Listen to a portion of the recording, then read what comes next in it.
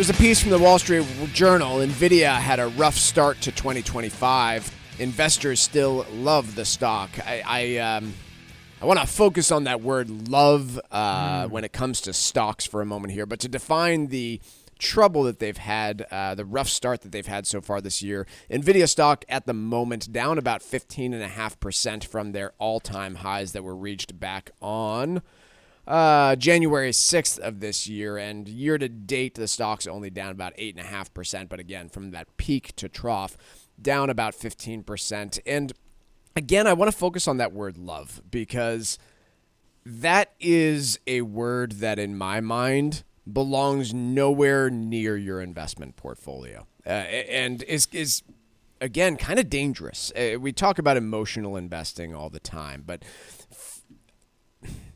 I see it time and time again where, whether you want to use the word love or infatuation or just excitement about a company, you see people make money on companies and then really have a tough time letting go because they believe that something can repeat itself, that every company is going to be the next Amazon, the next Facebook, Meta, the next great big success story out there, and just refuse to let go. And I think that is something that is very understandable, why somebody would fall in love with a stock like NVIDIA and be attached to the story, attached to the CEO, attached to some part of it, but have a very difficult time with how to digest all of that. And I don't know that you have much to add on that, Mark, or not, but like the word love belongs nowhere near your investment No, I have nothing portfolio. to add on the subject of love. I will point out, though, that even professional investors,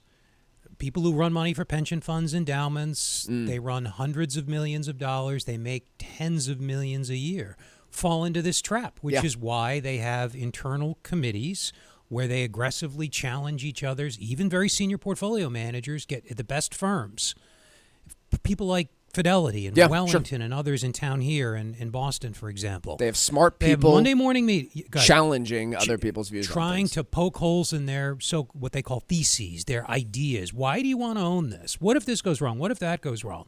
It's tough to do that to yourself for the most part. If your spouse doesn't share your or significant other doesn't share your interests, you have no sounding board. I think that's where it gets dangerous. No one's able to sort of grab you by the lapels and shake you out of your infatuated stupor with induced by your obsession with a company, and that's the big problem to me. Yeah.